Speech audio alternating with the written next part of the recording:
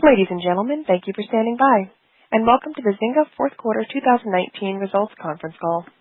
At this time, all participant lines are in a listen-only mode. After the speaker's presentation, there will be a question-and-answer session. To ask a question during the session, you will need to press star, then 1 on your touch-tone telephone. Please be advised that today's conference may be recorded. If you require any further assistance, please press star, then 0 to reach an operator. I'd now like to hand the conference over to your speaker today, Ms. Rebecca Lau, Vice President of Investor Relations and Corporate Finance. Please go ahead, ma'am. Thank you, Liz, and welcome everyone to Zynga's fourth quarter and full year 2019 earnings call. On the call with me today are Frank Gibeau, our Chief Executive Officer, and Jared Griffin, our Chief Financial Officer. Shortly, we will open up the call for live questions. During the course of today's call, we will make forward-looking statements related to our business plan and strategy, as well as expectations for future performance. Actual results may differ materially from the results predicted. Please review the risk factors in our most recently filed Form 10-Q, as well as elsewhere in our SEC filings for further clarification. In addition, we will also discuss non-GAAP financial measures. Our earnings letter, earnings slides, and when filed, our 10-K will include reconciliations of our GAAP and non-GAAP financial measures. Please be sure to look at these reconciliations, as the non-GAAP measures are not intended to be a substitute for or superior to our GAAP results. This conference call is being webcasted and will be available for audio replay on our investor relations website in a few hours. Now, I'll turn the call over to Frank for his opening remarks. Thanks, Rebecca. Good afternoon, everyone, and thank you for joining our Q4 earnings call. Our strong Q4 performance capped off an outstanding year as we delivered the highest annual revenue and bookings in Zynga history. We are executing well against all aspects of our multi-year growth strategy and expect to build on this momentum as we continue growing our business in 2020. In Q4, we achieved revenue of $404 million, up 63% year over year, and bookings of $433 million, up 62% year over year. Our results were well ahead of guidance across all key financial measures and were driven by strength in live services combined with remarkably strong seasonal advertising. Words with Friends achieved record revenue and bookings, and Empires & Puzzles also had its best quarter ever with a series of well-executed holiday bold beats. Merge Magic continued to build momentum and is on track to become our newest forever franchise. Looking at the full year, in 2019, we delivered a record top-line performance with revenue of $1.32 billion, up 46% year over year, and bookings of $1.56 billion, up 61% year over year. Live services were the primary driver of our results and are the foundation of our multi-year growth strategy. By delivering innovative bold beats, we are driving strong, consistent growth from our portfolio. On top of our live services foundation, we launched 2 new games in 2019, Game of Thrones Slots Casino and Merge Magic. Both are off to great starts and will be meaningful contributors in the years to come. We also grew our international revenue and bookings to their highest levels since 2012, as they were up 58% and 85% year over year. In Asia, we are seeing positive results from our decision to self-publish Empires & Puzzles in South Korea, Japan, and Taiwan. Our strong 2019 results demonstrate our ability to scale Zynga and positions us for more growth in 2020 as we continue to execute on our multi-year growth strategy. The first pillar of our strategy is to continue to grow our live services. As we enter 2020, we have strength and momentum in our highly diversified live services portfolio. We expect to increase from 5 to 6 forever franchises: CSR Racing, Empires & Puzzles, Merge Dragons, Words with Friends, Zynga Poker, and our newest one, Merge Magic. We define a forever franchise as a game service that can entertain players for more than 5 years and generate at least $100 million of annual bookings. Adding another new forever franchise provides us with more scale to drive our overall growth and operating leverage. The second pillar of our strategy is to create new forever franchises to layer on top of our live services foundation.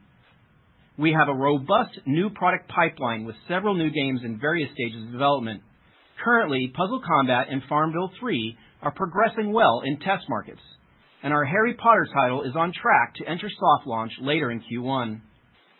We maintain a methodical approach to engineering hits, which includes rigorous testing and soft launch and frequent iteration and tuning with the goal of delivering long-term player engagement.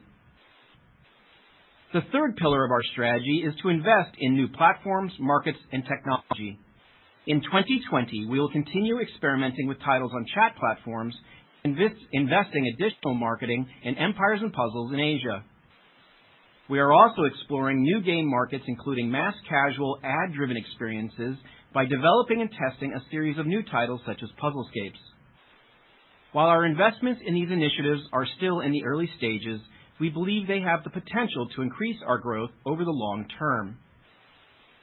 Lastly, we see opportunities to acquire talented teams and franchises around the world to further accelerate our growth. Mobile's talent base is global, and there are new franchises and categories emerging all the time.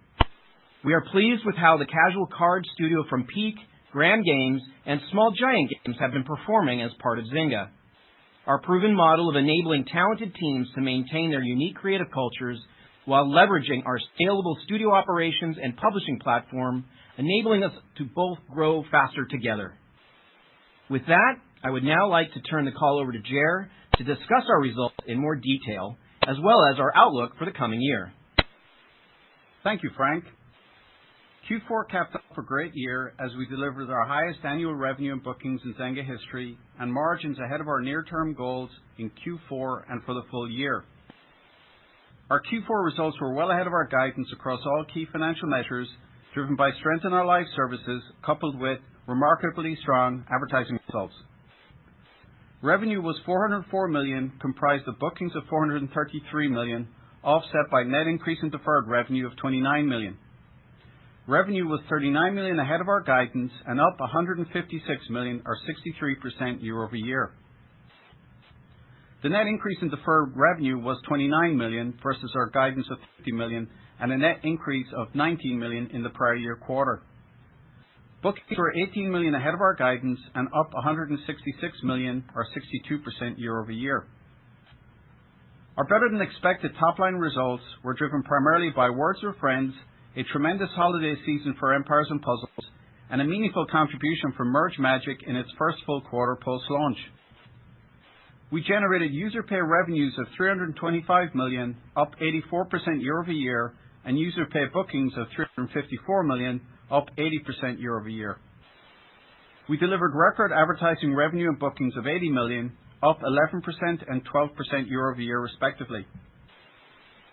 Our outsized advertising performance was driven by exceptionally strong seasonality that kicked in earlier in Q4 and resulted in higher than expected advertising yields. This was further amplified by strong player engagement throughout the holiday season, as well as one-time benefits from advertising network deals.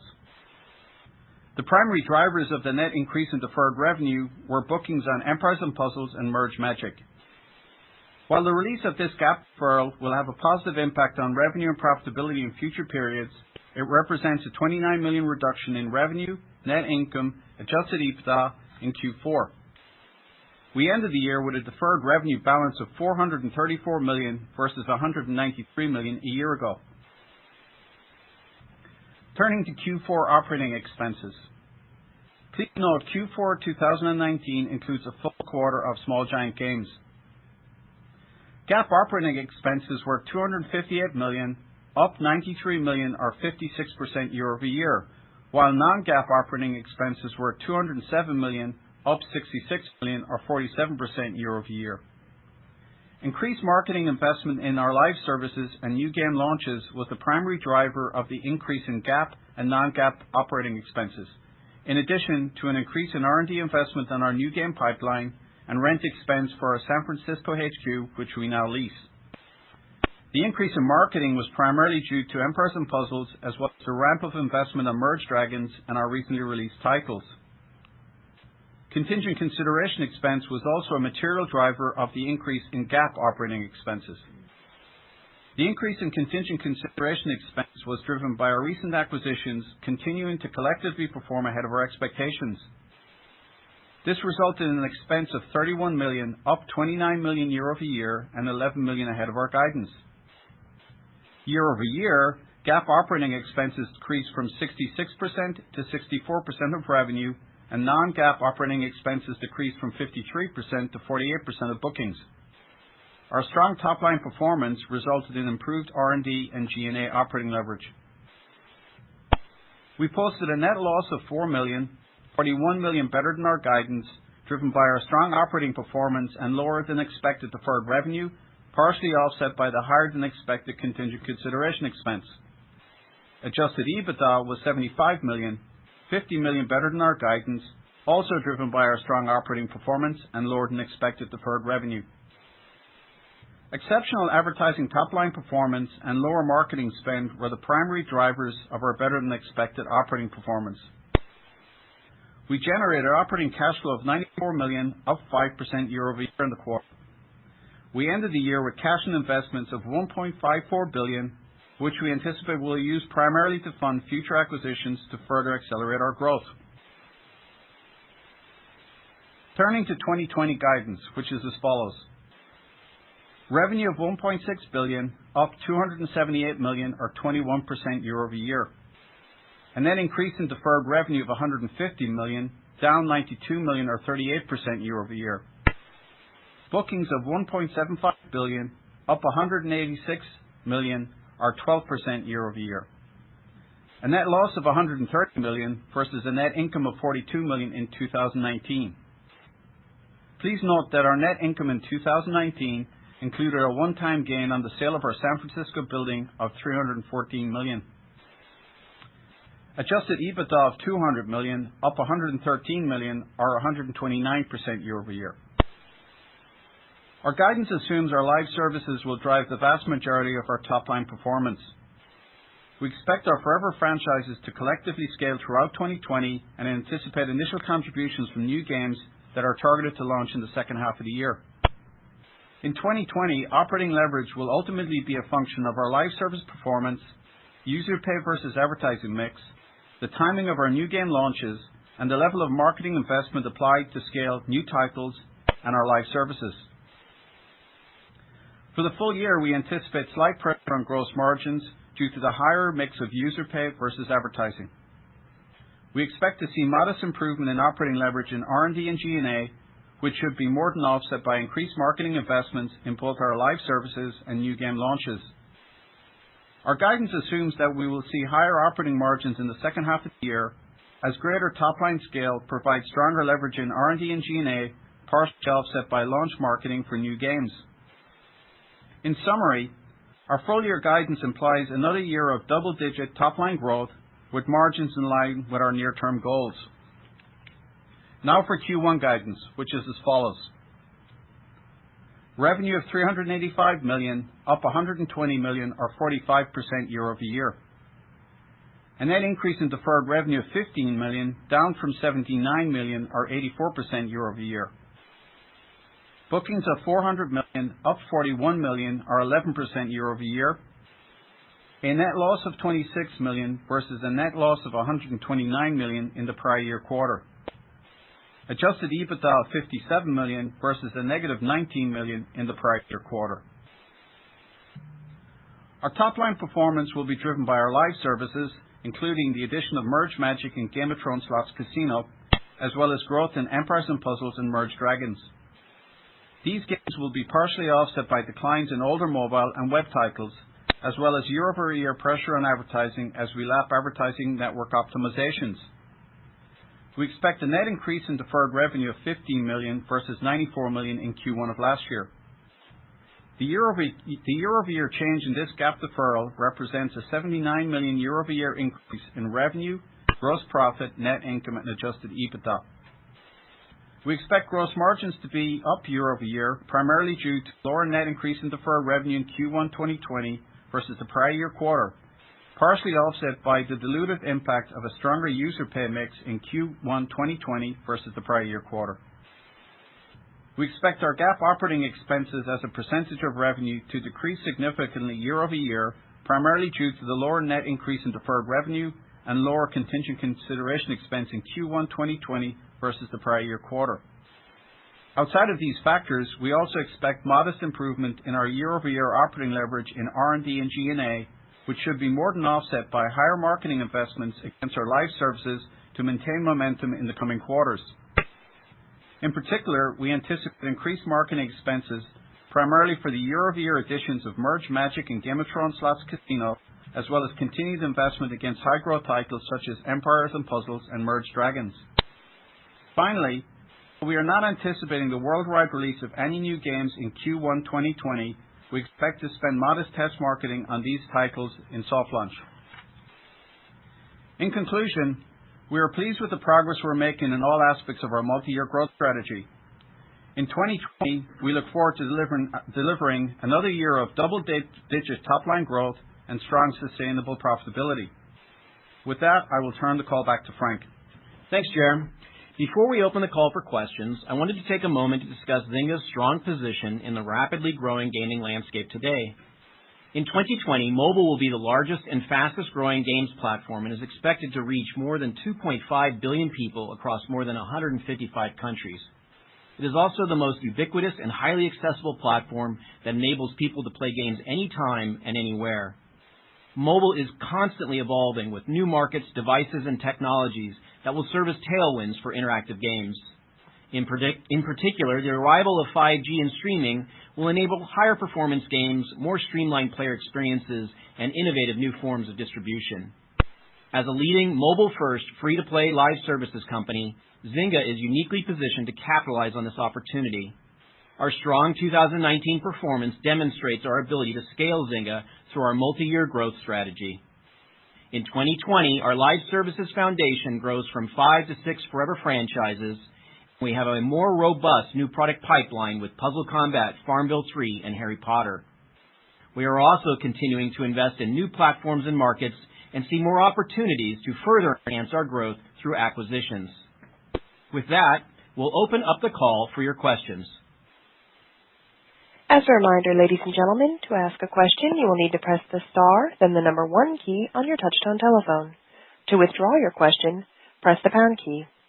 In the interest of time, we ask that you please limit yourself to 1 question and 1 follow-up question. Our first question comes from the line of Eric Sheridan with UBS. Your line is now open. Thanks for taking the question. Maybe two bigger picture questions coming out of what you just said there right at the end, Frank. And if you go back a couple of years ago, you guys were very heavily skewed towards North America and the iOS, and you sort of had a plan of getting more geographic distribution as well and getting better at Android as a platform. Now a couple of years on, sort of, is there still a lot more work to do that could open up more addressable market to the company and the types of games you're bringing to market? Maybe just to check in on that and how we're thinking about some of the investments that are being made versus broadening out distribution. And the second part, a topic we've talked about in the last couple of earnings calls, you're testing out a lot of newer distribution mechanisms, things like Snapchat, Facebook, and others. Any update there on what some of the testing and learning that might have happened from some of those newer distribution platforms when you think outside the box, looking out over the next couple of years? Thanks so much, guys. Eric, I'll take the question. And when you look at our weighting a few years ago, you're absolutely right. We were heavily biased to North America and iOS. And we undertook a very, methodical approach to try and expand our appeal through new intellectual properties, opening better performance on Android by developing the apps on Android first in some cases. And we've seen terrific progress there. I think that our total addressable market still has a lot of room to grow. We just got into Asia, as you know, in 2019 with Empires & Puzzles, and we're seeing some good early results.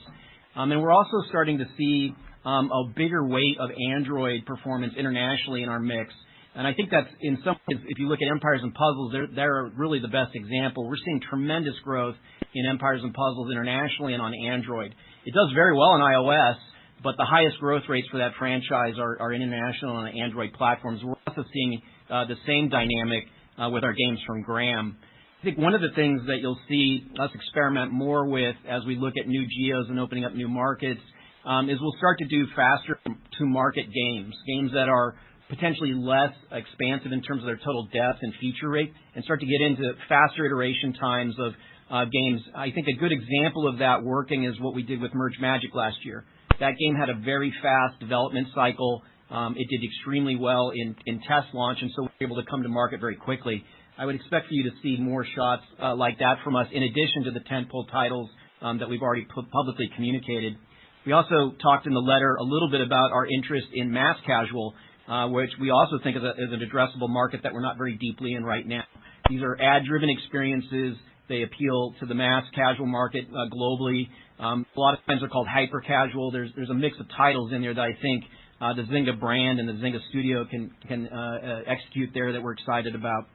In terms of the second question about trying new distribution platforms, we absolutely invested in looking for new channels, chat being the one that, we occupied most of our time. We had some very good learning on Facebook Messenger. In fact, our Words with Friends product there does very well. And then we last year launched Tiny Royale on Snap. And we're encouraged by, looking at these channels long term, and we're going to continue to iterate and develop games and learn. These are very early, development titles, so any impact on the business is premature. But in terms of looking at traffic patterns, what types of designs and intellectual properties work, we're very committed to continuing to innovate in mobile. And I think when 5G starts to come online in terms of the infrastructure, I think there'll be more innovation in terms of new distribution techniques. You'll see a much more efficient player funnel in terms of acquisition, and then the higher performance games. I think that'll open up incrementally new distribution channels, and we're going to try and stay in front of it. Thanks so much. Our next question comes from Alex Gibeau with Jefferies. Your line is now open. Hey guys, thanks for taking the questions. So 2 from me. First, wanted to ask broadly on the M&A environment within mobile. We've seen 2 or 3 deals take place here within the last few weeks. So just curious if the competitive environment is creating a situation in which bids for some of these assets out there are going up. And then just taking a step back, does the team still feel as if there are, attractive assets out there? And then secondly, just an update you can provide around the soft launch games and thoughts around launch timing would be helpful. I think Jared said second half of the year, but just wanted to clarify. Thanks, guys. Yeah, in terms of the overall M&A environment, it's a global marketplace in mobile for development teams. There's a lot of talent out there. There's new franchises and categories popping up all the time. So I would definitely say that the M&A environment is active. There's a good supply of opportunities there for companies to look at. As you know, over the last few years, we've been very active there. And we continue to be very active there. We positioned ourselves by selling the building and entering the convert market to generate, $1.5 billion to be able to go out and look at opportunities to grow the company through mergers and acquisitions. We're still committed to that. We haven't seen bids going up. Competition has shifted a little bit from how it's been in the past in terms of who you're seeing in the processes. But in terms of the overall, there hasn't been a huge inflation in the prices of the assets. There's just been a lot of really good deals out there because the talent base is so big and the market is so large. So we anticipate that, when we look at the environment for M&A, the consolidating effect that you're seeing right now in the overall marketplace will continue. But we also think there's an ample supply of opportunities if you're looking globally and if you're looking across a lot of different categories and platforms. I think there's deals to be had. So from our perspective, when we look at how we're going to grow the company, we see the majority of our focus on building out our live services and the new product pipeline. We're very excited about where Puzzle Combat and Farmville 3 are in soft launch. As you know, our goal is to deliver long-term engagement. We want these games to be able to last for 5 years or more at scale, $100 million or more a year in revenues. And so we just really take our time with putting the games through rigorous testing and making sure that they're fully featured and that we have a good sense of how they're going to perform. And so we feel good about both of those titles. And Harry Potter has done very well in its development cycle and is entering soft launch here in Q1. We did wait the year towards the second half in terms of communicating where we think the titles will land. But really, it comes down to what are the KPIs coming in, what do they look like, and do we have a green light to go forward at launch. But when we look at the overall revenue mix in the year, the vast majority of the 2020 guide comes from our live services. And that helps us de-risk the company from the standpoint of being too reliant on new releases. And it gives our development teams the time and space to really get the games in position to be successful releases. And sometimes they can go really fast, like Merge Magic. Sometimes they can go really, on time, like Game of Thrones Slots did. Sometimes we take a little bit more time with a game in order to get it into the right position. Our next question comes from Mike Olson with Piper Sandler. Your line is now open. Hey, good afternoon. So maybe just following up on that pipeline for 2020, is it reasonable for us to expect any other titles other than Puzzle Combat, Farmville 3, and Harry Potter? Are those the titles that we should expect, or could potentially be other ones in the year?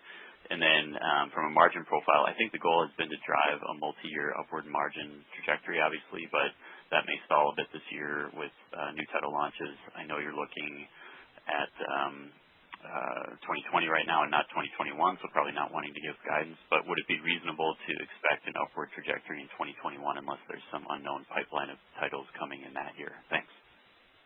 Yeah, this is Ger. In terms of new games, I think the three that are mentioned in our prepared materials are I would say the main games that are obviously in soft launch or coming to soft launch. What I will say is you will see additional games coming out from Zynga into prototyping and into soft launch in the sort of mass casual or that genre. You've seen some games come out from Gram Games in that ilk, and you've also seen some other games come out from the company overall. As it relates to the margin profile, we're effectively guiding to if you look at EBITDA excluding the impact of deferred revenue, you're looking at a 20% EBITDA for 2020. As you think about 21, ultimately the EBITDA flow through in 2020, 21 will be a function of how we grow our live services and how we scale the new games. So right now it's our ambition to grow into 2021, but as we progress through this year, we'll have a better sense of what that means as we see the trajectory of our core live services and the new games coming out. As it relates to 21 and beyond, we won't be done with new games. Ultimately, we have a slate of games beyond the ones we've mentioned. We've talked about them in the past, so don't be surprised if you see new games again in 21. So we'll give more color on that as we get closer into the middle of this year. Thank you. Our next question comes from Michael Ng with Goldman Sachs. Your line is now open. Great. Thanks for the question. I just had a bit of a follow-up to the last one. I guess for the 12% bookings guidance for 2020, can you talk about how much contribution you're assuming from, those two new games and the soft launch? And Gerald, I was hoping you could just elaborate a little bit more about some of those new games from Gram Games. We saw a couple like Pirate Evolution and Raid Kingdom. Could these be potential 2020 launches, or are they just very much in testing phase? Thank you. Yeah, in terms of the full year guide, very very similar to last year. The majority of our bookings, the vast majority of our bookings is coming from live. We've said this in the past. We're not going to put big numbers on new games. That guide could be flattered ultimately by the launch of new games, depending on when they turn up. But more importantly, it'll also be dependent on the level of marketing we invest in launching those games and sustaining them through the end of the year and obviously into 21. But from a guidance perspective, you should perceive this guide to be fundamentally a live service guide. In terms of the smaller games, we're talking about the Pirates game, the Raiders game, the Raiding game. You also had, we've got other games, word puzzle games that are coming out of our studios here in San Francisco. Those games follow more of a prototyping approach. So my caveat, if you see those games, and you probably see more games like that pop into the marketplace, the teams are testing those, taking them out, testing them again. They take a different approach to what I would say more mainstream games like the ones we've mentioned that are in soft launch. So from that perspective, we have not put a lot of there is a lot of bookings against those games, but again, as you know, in our marketplace, a small game can become a big game very quickly if it's adopted and players engage with it. And so we're very much focused on delivering games that we feel will appeal to that mass casual audience. And you'll definitely see a portfolio of those games that turn up in 2020. Whether they sustain and grow will be a function of the testing we do on the games. Great, thank you. And if I could just have one quick follow-up. To your point, the ex-deferred EBITDA margin for 2020 is about 20%. So that's a little bit better than the, call it, 1 to 2 percentage points of margin contraction that I think a lot of people were thinking about. Is there something that you see that gives you more confidence about margins, whether that's maybe the game's performing better, so you need less launch marketing, or is there something else? Thank you. Well, I think what we're very happy with is the scale of our live services and how we see that ramping over the year. As we indicated in our prepared remarks, we do expect to see improvement in margins in the second half due to that scale. As we think about last year, again, when I started last year, I guided to a few points of pressure. Given the performance of our live services, and in particular through the end of the year, the strength we saw in advertising, we obviously, we delivered 21% in 19, so that's a hell of a lot better than where we thought we'd end up at the start of the year. And as we think about this year, given the live service profile, we feel that the 20% is a good base to operate from, and then ultimately we'll see how our live services progress through the year. We'll see how the advertising versus user pay mix evolves, and also depending on when the new games arrive. As I say, I'm not worried about bookings from new games. It's ultimately what is the shape of the P&L for those games through the end of 2020, and how are they going to help me grow the company in 21. Great. Thank you very much. Our next question comes from Colin Sebastian with Baird. Your line is now open. Great, thanks. A nice quarter. Can you talk about the advertising strength that you saw in Words with Friends in terms of what specifically worked well, how much of that revenue was one time, and whether you can utilize that experience across other franchises? And my follow-up is on trends in poker and CSR in terms of what you're seeing there, what your plans are to generate growth from those franchises in 2020. Thanks. Yeah, we saw, as we said in our prepared remarks, we definitely saw the uptick in seasonality early in the quarter, so we had a lot more track to go after, driving strong yields in the advertising business. But we do see that as a function of Q3 to Q4. Traditionally, we've seen a drop-off from Q4 to Q1, and that's what our guide implies. In terms of the one-time factors, there were a number of what I would say uplift bonuses we got in the quarter, but there was also, we had to renegotiate some contracts which led to make that we got in the quarter.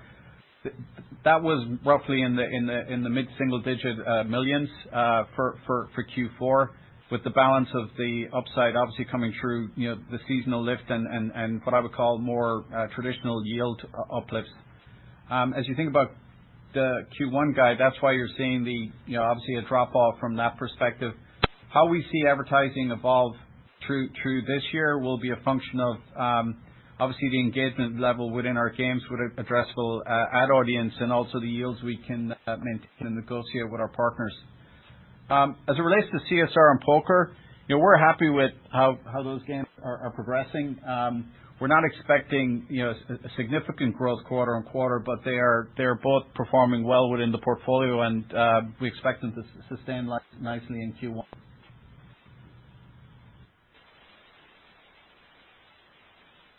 Our next question comes from Mario Lu with Barclays. Your line is now open. Hi, thanks for taking the question. So I have two on Empires and Puzzles, specifically the Valor Pass. So the Valor Pass was released a couple days ago, and you mentioned in the shareholder letter that is a seasonal subscription.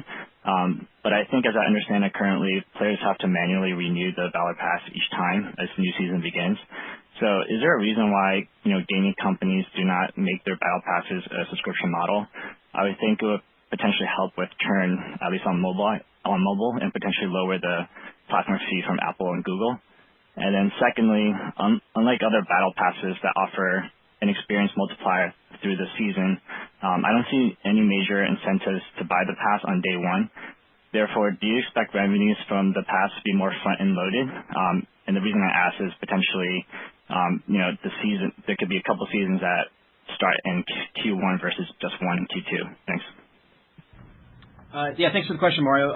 The Valor Pass is something that we're testing and innovating. We're also looking at its applicability to other franchises. And honestly, we're going into this in a very methodical way. We want to test the current offering and we want to test how players react to it to understand whether you can, switch to a recurring subscription model as opposed to a one-time 50-day, transaction. So we don't disagree with you that, moving into subscription models has all the benefits you highlighted with platform fees, with recurring revenue. And we just want to make sure that the value we're providing is well received by the players and that we see the engagement gains without altering the overall fairness of play in the game. And so that's one of the things that we're doing as we start to roll these out is we're carefully putting out an offer, understanding it, and tuning it based on player feedback and player reaction. And so as they sequence in, we'll look at how we time those against Season 3 for Empires and Puzzles, how we would time it against expansion in other games that we have tied to bold beats.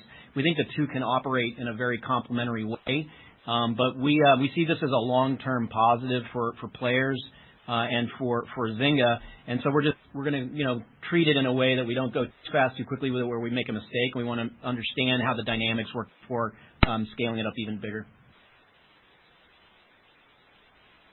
Great, thanks. Our next question comes from Brian Nowak with Morgan Stanley. Your line is now open. Thanks for taking my questions. I have two. Just the first one, Frank, to kind of go back earlier where you were talking about sort of the globalization and 5G and the new player distribution funnel. I'd be curious, sort of, as you step across and look at your whole portfolio and sort of the genres you address, you talked about sort of getting more into mass casual. Talk about sort of how you think about consumer behavior and consumer expectations, and what are the biggest under-addressed opportunities you see for Zynga to invest in either through R&D or through M&A to really kind of capitalize on the way in which the global mobile players may change the next few years. And the second one, Jared, just to go back to your comment on the advertising strength, talk us through again why you typically see the seasonal drop-off from 4Q to 1Q. And so have you already seen that in the current quarter, and is that why you're taking a more pragmatic approach with the guide? Thanks. Yeah, Brian, I'll start. In terms of the total addressable market, our company is a little different than a lot of the gaming companies out there where the majority of our players are women. They're busy adults who want to have fun session lengths that aren't 45 minutes on a couch. We want to be as accessible to people as possible. We want to be as global as possible. So when it comes to our intellectual property, when it comes to our designs, when it comes to our platform mix on Android and iOS, we still think we have a tremendous amount of opportunity to grow the business. And when we look at areas inside of our portfolio where our brands and our style of development can work, we do see opportunities in Asia. We do see opportunities in mass casual, albeit the evolution of how hyper casual is going. Those short session length games that appeal to everyone and can be played in any place. That feels really good to us in terms of an investment opportunity. We've seen the early positive returns on Asia, so we feel like there's brands and IP that we can invest in more there in the pipeline in the current live services portfolio. And then in addition to that, we do see more PvP experiences being well received on mobile, and our Zynga poker game, our Words with Friends product, our heavy PvP, so is Empires and Puzzles. And so we have some expertise about how PvP works in elder game designs, and as we look at the core market and we look at where PvP designs could appeal most, we are looking at our IP with regards to whether it's a Star Wars title, CSR, or a new game. We are investing more in elder game PvP systems to start to lever that more as we get into an even bigger market as the years progress globally. So from our perspective, it's the company's well positioned for multiple takes. Yeah, on the advertising front, basically we've seen historically coming from Q3 into Q4 a pickup in demand with our network partners.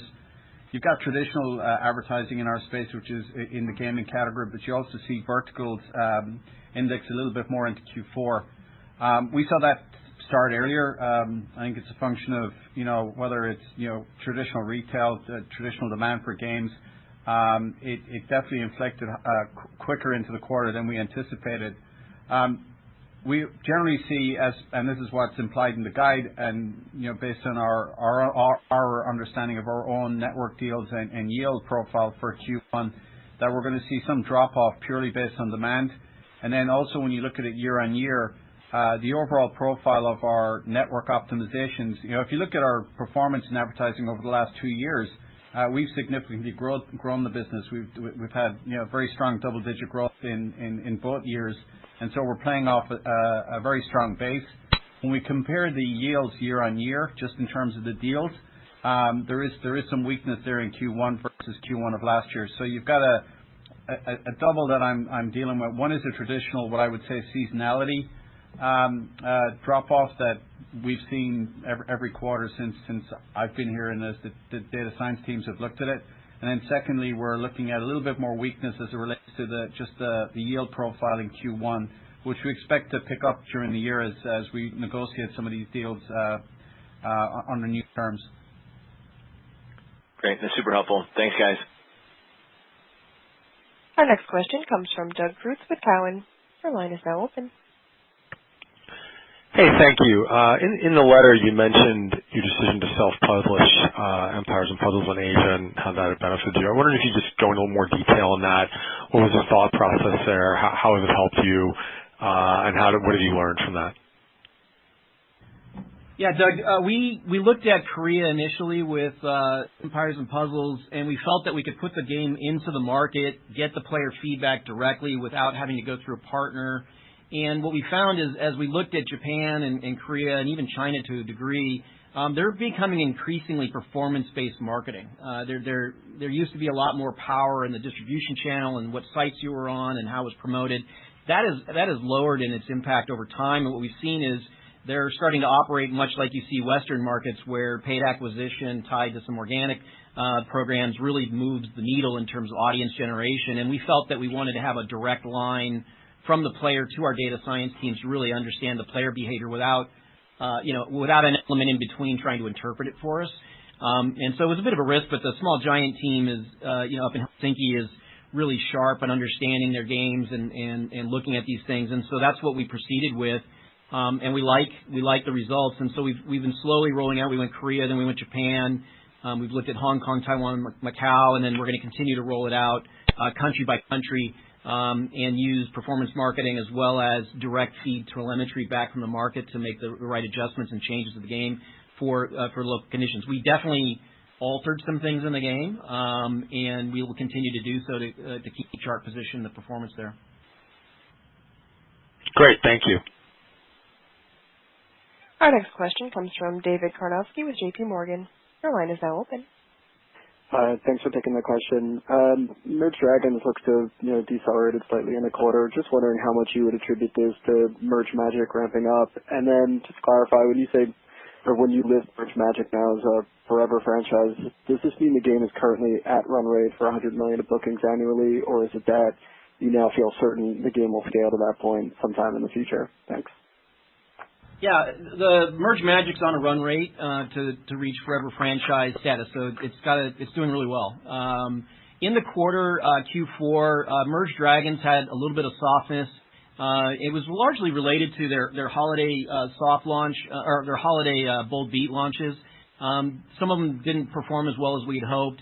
And in addition to that, we did see a little bit of cannibalization from Merge Magic, but it was certainly manageable. When you look at the combination of the two franchises, it's certainly a positive.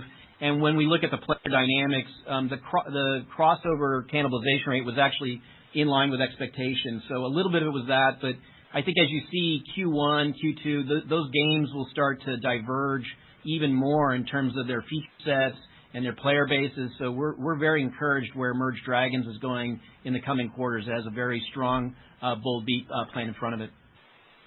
Okay, thank you. Our next question comes from Matthew Thornton with SunTrust. Your line is now open. Hey, good afternoon. Thanks for taking the question, guys. Two, if I could, I guess. First, on user acquisition, just wondering if you can maybe give us an update on just the kind of trends you're seeing here as we exit 4Q and into 2020 here, and just remind us how you think about maybe user acquisition costs as a percentage of revenue and maybe in a launch quarter versus a non-launch quarter. And then just secondly, you talked a little bit about the pipeline, obviously, for 2020. I think in the past you've talked a little bit about some of the other titles further out, so a couple of Star Wars titles, Cityville, Game of Thrones. Anything there that maybe has maybe joined the pipeline or exited the pipeline? Just any color you'd be willing to provide there would be helpful. Thanks, guys. Yeah, in terms of UA, it's we're constantly evolving our UA strategy and execution. We learn a lot from Small Giant and Graham in terms of how they developed games and how they rolled games out. And what we see that an important part of the soft launch process is to gain deep insight into the CPI, the cost to install versus the overall LTV of the game. So we spend a lot of time making sure that we can actually scale through multiple bands of CPI increases. And so that's an interesting thing that might be a little bit new for folks to think about in terms of how much of that time in soft launch is going against that particular item. We did in the quarter in Q4, you saw our EBITDA margin jump up. It was because we got the marketing into a place where we felt like we had Merge Magic and Game of Thrones slots were moving out of launch mode and into sustain and growth mode. So you see the efficiency start to gain there. I like where we're going with UA in 2020. We still have to invest in some of the new launches, but as we look at the overall live services business, we're starting to see scale emerge in our performance as a result, as it relates to audience acquisition organically as well as paid. There's always new techniques and tools coming along, but at the end of the day, we're looking at this daily, and if we're not seeing positive ROI on a spend, we don't spend.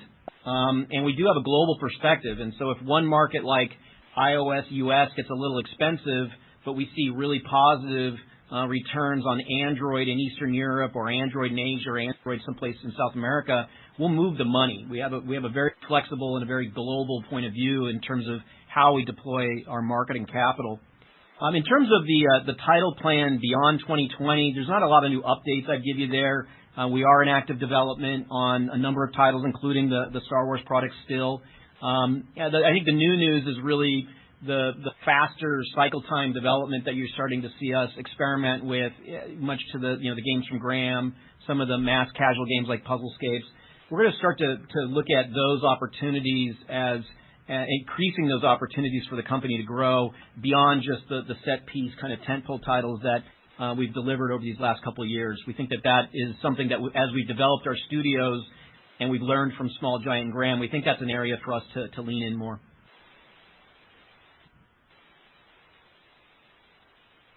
As a reminder, ladies and gentlemen, that is star, then 1 if you'd like to ask a question at this time. Our next question comes from the line of Ryan G. with Bank of America. Your line is now open. Yes, hi. Good afternoon. Thanks for taking the question. So just real quickly on Asia and that opportunity. So our data kind of shows that when you think about China, Korea, Japan, that's probably 60 to 70% of the mobile market out there.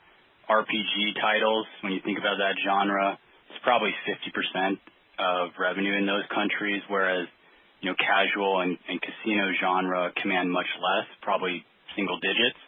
Not sure if you agree with that, but how do you guys go out and really tackle the opportunity in Asia? I know you've mentioned acquisitions in the past and a penchant for that. Do you think that acquisitions are your way in? Do you have other games in the pipeline that we should look forward to, or do you really feel that maybe your existing markets, there's just still so much room left, it's not really a focus for you now?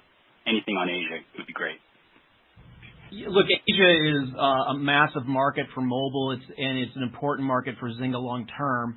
And I think that as we look at how to enter that market, rushing in with a bunch of titles to do a big deal or over-investing too quickly is a strategy that we've, personally in our careers seen fail. And so when we look at it from the standpoint of Zynga, we do think that there's opportunity for our existing intellectual properties to perform in Asia. Both the ones that you guys know about and ones that we have in the pipeline. I don't disagree with you that RPGs and core experiences are very valuable in Asia.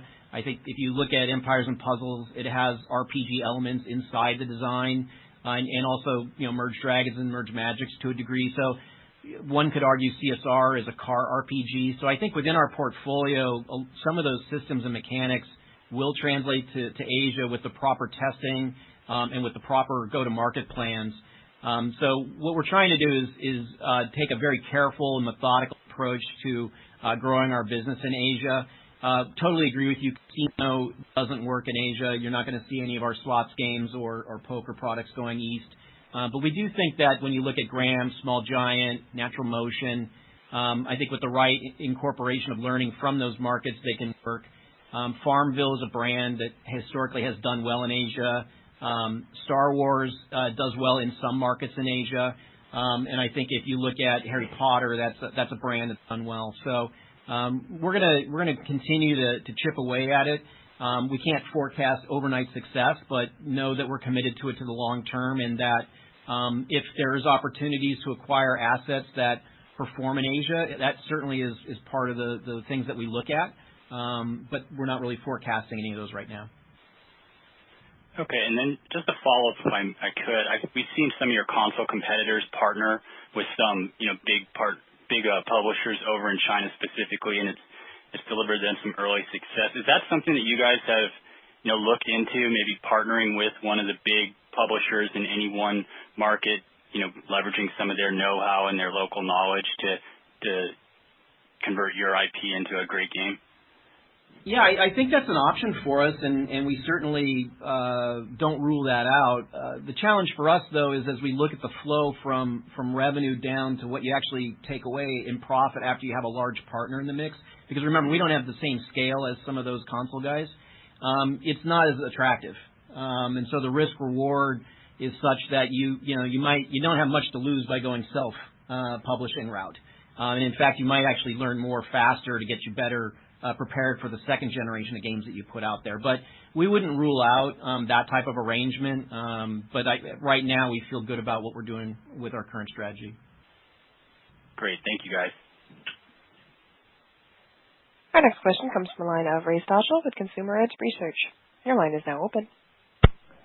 Great. Thanks for taking my question. So the new focus, or at least efforts around mass casual or things like Puzzlescapes, how do you think about developing and building out those titles and launching those titles relative to introducing them as new modes within your existing titles?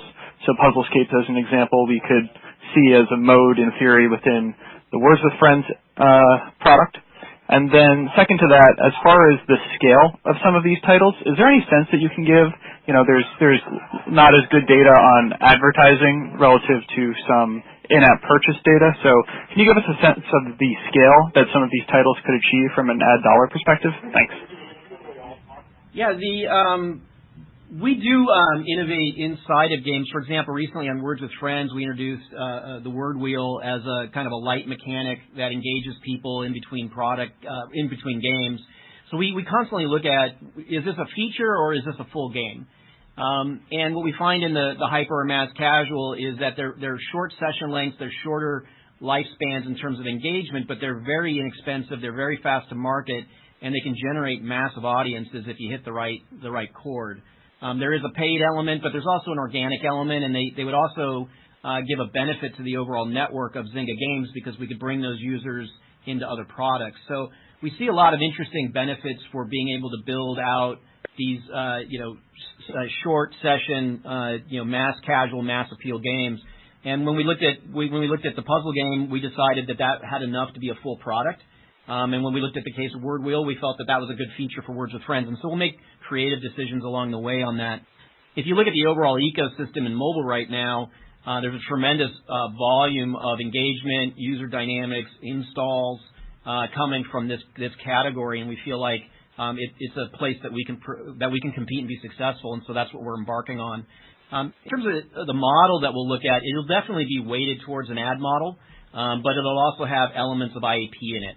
But I think the majority of the revenue, as you currently see in these games, is advertising driven. But I think over time, you'll start to see the engagement curves elongate a bit, and I think you'll start to see IAP emerge in some of these games. So we think that if you look at chart position as it relates to advertising, it's one of the challenges we have with Words with Friends, which is, if you included the advertising revenue, it generates including and the IAP at the top of the charts kind of game, but it doesn't show up there because the charts don't track ads. I don't know how to help you give you a good sense of the rule of thumb of what these are doing, but they can be very sizable contributors. Great. Thanks so much for that. And as far as stepping back at the bigger picture for hyper casual, do you view that as different than what you're talking about with mass casual? And there's always sort of a conversation about the sustainability of hyper casual. You guys now have the opinion that the model there is sustainable, or are you applying tweaks that make it different from maybe the last year of hyper casual within the market? Hyper casual is constantly evolving, and I think it's when we coined the term mass casual internally, we were looking at the space between hyper casual and between a game like Words with Friends. And there's a number of examples of very successful titles in that space. But I think what you'll see in hyper casual, it'll continue to evolve. I think it'll sustain because the volume and the percentages of audience generation are just so large. It's hard to imagine that it disappears overnight, and it's sustained for many years. It's not like it just showed up last year. So I think what hyper casual is teaching the market is that there's a space in people's lives for short, 1-2 minute experiences that they can get in, screw around, have a good time, and then pop out and jump to the next game a few weeks later. So I think from our perspective, we see player behavior that's rewarding these types of products. They do shift and change, but in general, there's a lot of people playing these games globally, and they've been playing them for many years now. And I think we're taking note of potential design changes and new product introductions that might tap into that. Great. Thanks again.